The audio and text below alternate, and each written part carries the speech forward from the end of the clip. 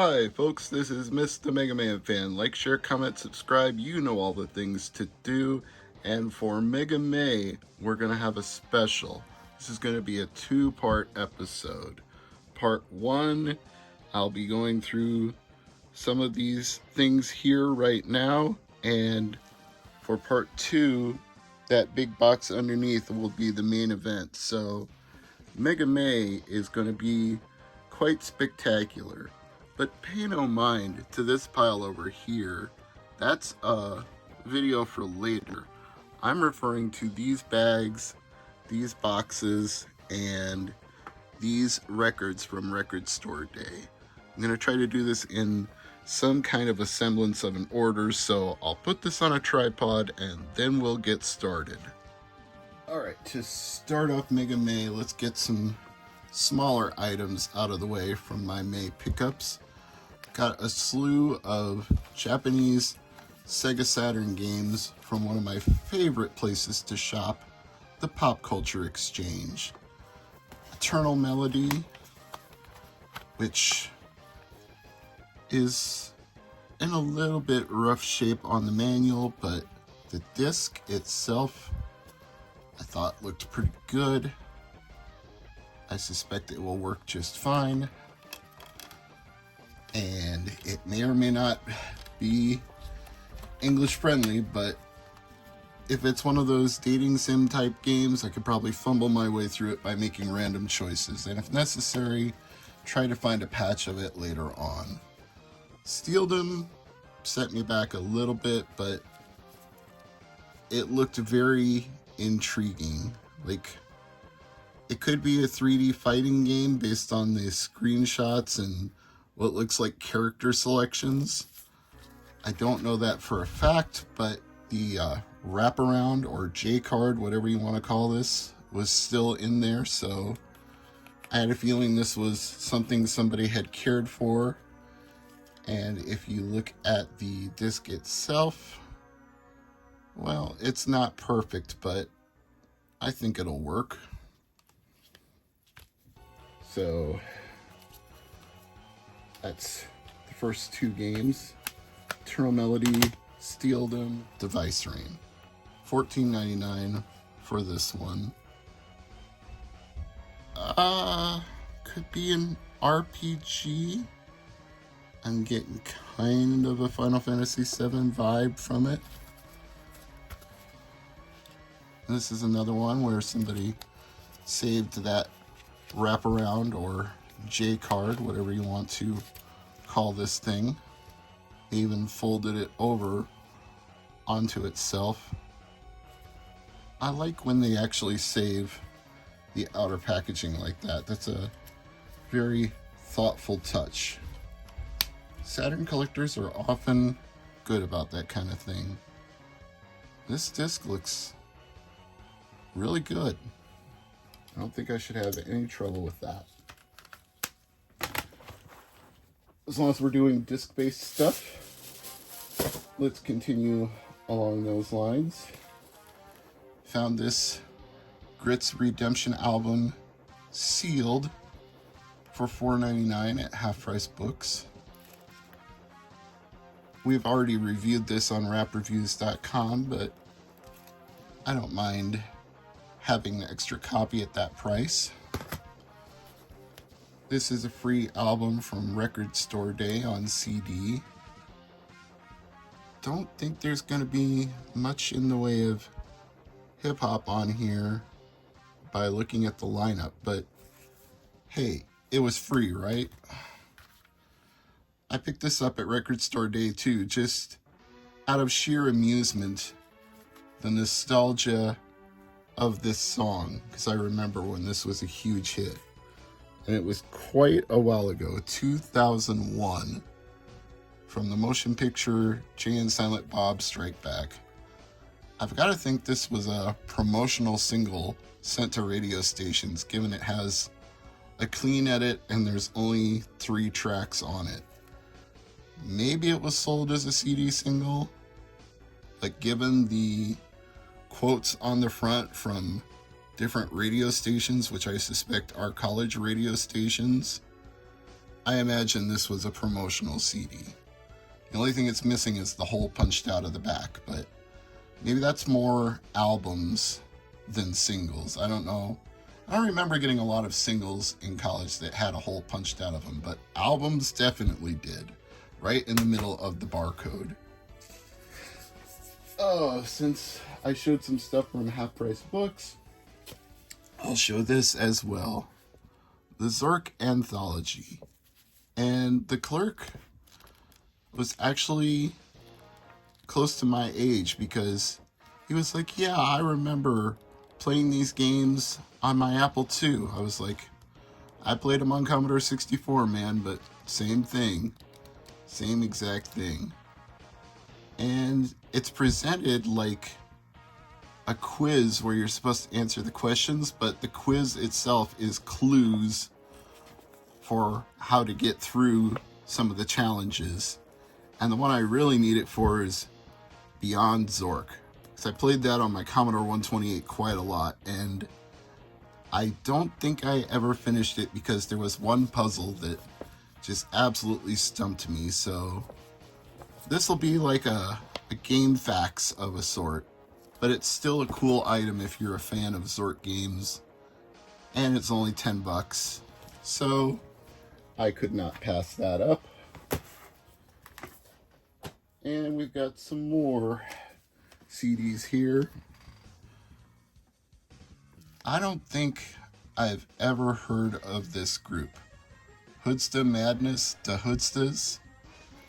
It set me back a little bit. $10, but a chance to review something that has never been reviewed before on Rap Reviews. I'll take that chance. You can tell it's pre-World Wide Web. There's no URL on here, and the copyright date, well, that's not totally pre-web. 94 is still in the existence of the web, but the web had not gone mainstream. Corporations weren't getting websites in large quantities yet. That was more past the middle of the 90s into the late 90s when it really got commercial in a hurry. So, find out what that group's about in a future review on Rap Reviews. And I'm sure I'll be covering this one as well, unless we have already covered the Urban Mystic. It's interesting that two of them were only $5. One of the sealed ones was $5, and the one I've never heard of was $10. Now see, there's the hole in the barcode that I was talking about. That's how you can tell this was sent to a radio station, either commercial or college radio, because they punched the hole out of the barcode in the back, which meant you weren't supposed to resell it to anybody. But of course, someone did. Someone always does. That's how it ended up in Half Price Books. Going back to Pop Culture Exchange for just a moment here. We've got Pga Tour Golf in 96. They knocked a buck off of it for me because somebody had scratched initials and written on it, and there's a rental sticker on top of it. So it's kind of a mess, but for $2.99 I was willing to take it. And this game is apparently terrible. I've only seen one review of it, and the guy barely even reviewed it. He just spent the whole time talking about how it has James Pond in it, and James Pond deserved better than that. Well, I'll be the judge of that. I'll play it for myself. The Super Aquatic Games starring the Aquabats. If it's terrible, it only set me back $6. So I think I need to make some room here.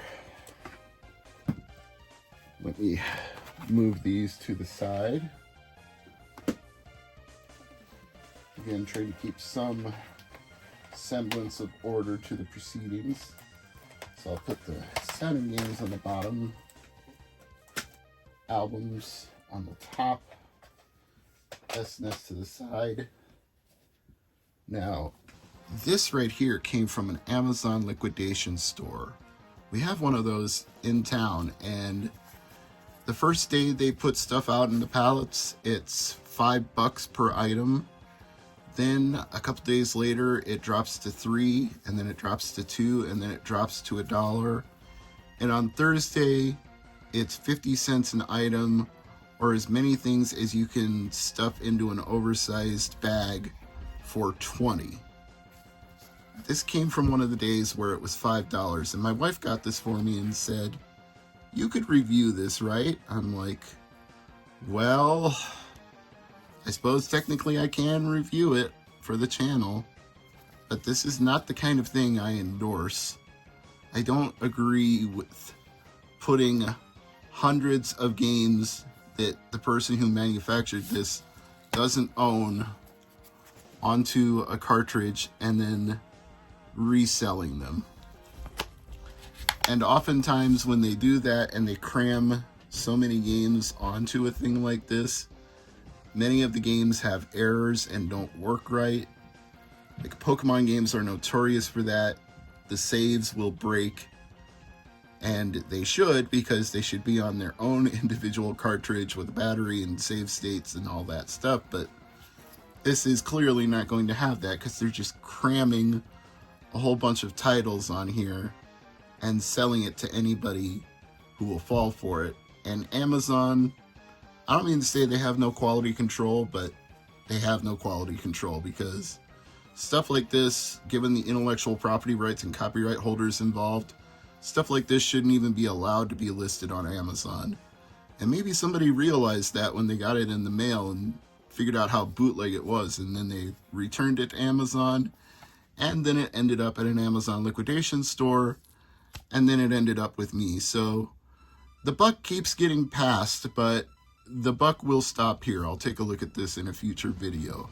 But I do not endorse hundreds and hundreds of games on a cartridge. If you want to do emulation, you want to play ROMs, I don't have a problem with that. I just have a problem with people packaging it and selling it for a profit when it's not theirs to sell. If you're going to play it, you should get it yourself, not like this. Another from Pop Culture Exchange, AMF Extreme Bowling. Pick up the fun, it says. We were kind of cracking jokes about this back and forth about how extreme a bowling game could be. I don't think it's going to be very extreme, but I do think it's going to work. I only see a couple of minor things on that disc, and they're probably just dust or fluff.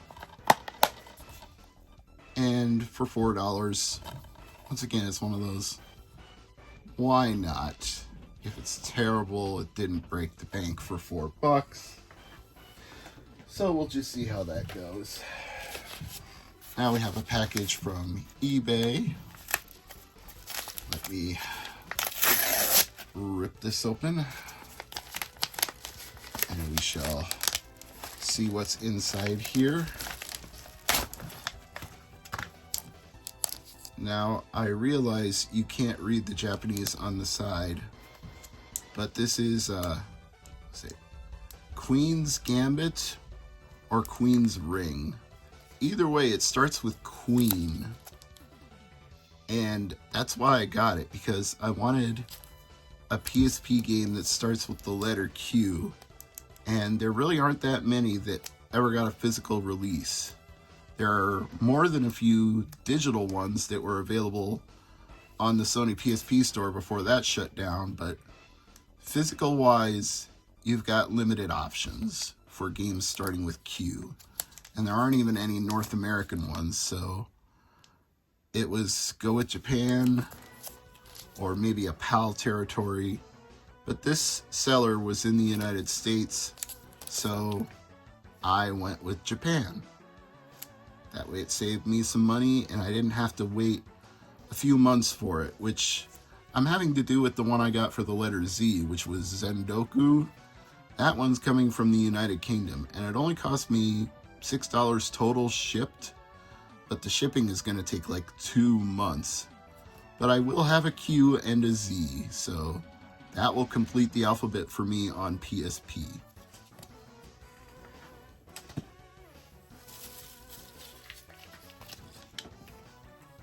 And speaking of packages, this one comes from Castlemania Games, which you'll probably know soon enough when you see a Castlemania sticker inside. We've got Worms Collection 1 for Evercade.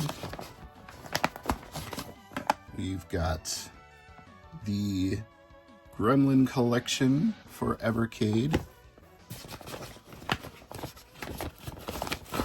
We've got Pico Interactive Collection 1 for Evercade. And Pico Interactive Collection 2 for Evercade. And yes, there are Castlemania stickers in here. There's one, there's two, and there's one that says Rondo. I think that's everything that was in here. I also ordered a copy of Halo Nightfall on Blu-ray because it was only $1. Let me get this open, and we will get the contents out. And you'll notice I'm wearing gloves so I don't get any oils or residues on the records. And take the records out.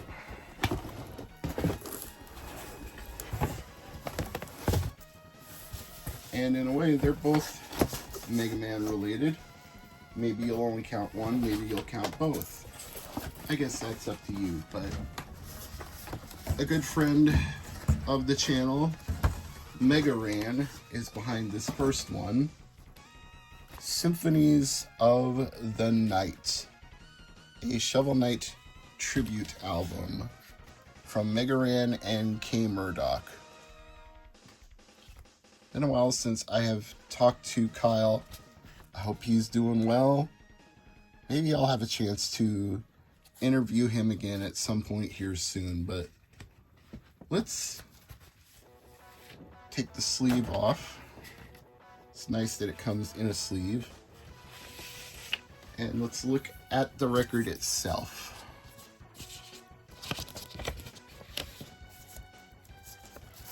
Last time I did this, I felt like I was getting greasy fingerprints all over everything, so I'm wearing powder-free gloves that will hopefully not put any oil or residue on this nice vinyl record.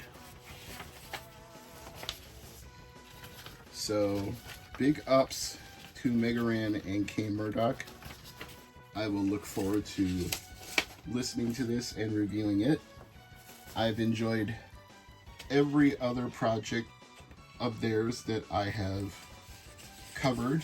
I have seen them in concert. I have interviewed them both, and they are exceptionally cool dudes, and I expect this is an exceptionally cool tribute to Shovel Knight, which is why I picked it up.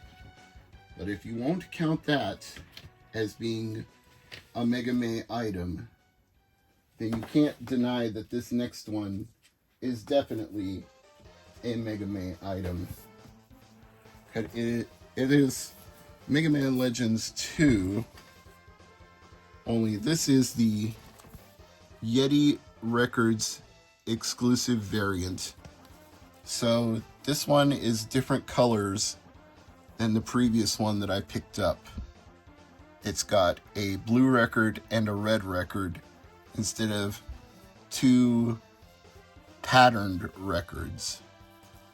And since it's the Yeti exclusive and I've already opened the other one, I'm going to leave this one sealed for now.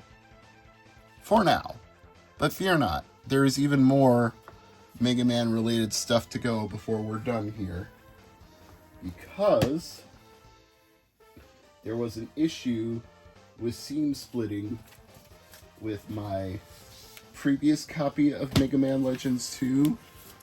So I got in contact with Ship to Shore, the company that was offering the pattern version of Mega Man Legends 2, and a very nice individual who works there, who I don't know if he wants me to mention him by name or not, basically said to me, if you want a replacement sleeve for the seam splitting, you can just place another order and I will include that jacket with your next order. I will hook you up. And with an offer like that, I could not refuse. So I ordered another video game soundtrack from Ship to Shore. And I'm trying like heck to get it open here, but it is very, very well sealed. And he asked me if I wanted them to take the record out of the new one that I was ordering so there wouldn't be another seam splitting incident.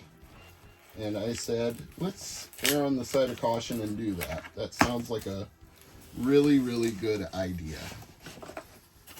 Oh my gloves are getting stuck to the sticky residue here of this very, very sturdy mailer.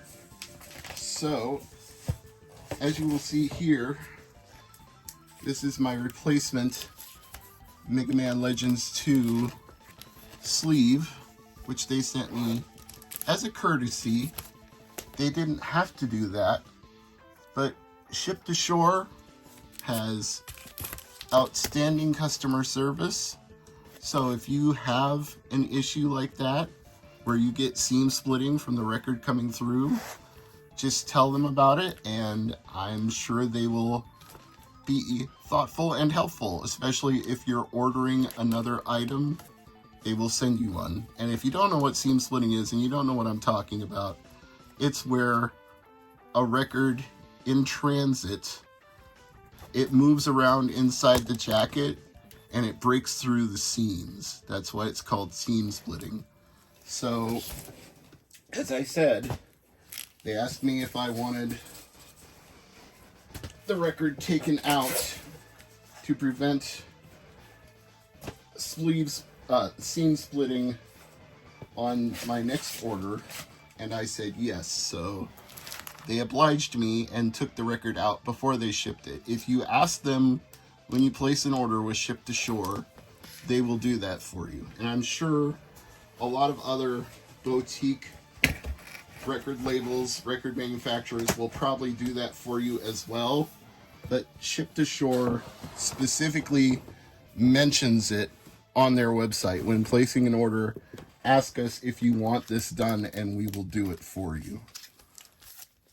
So if you can't already see, this is the Darius II Soundtrack.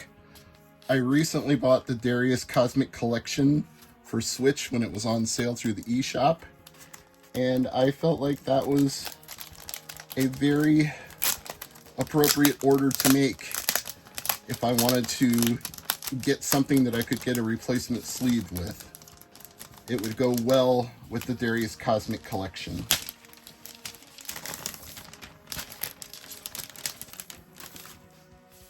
So let's take a look at this record, because I believe it's clear red.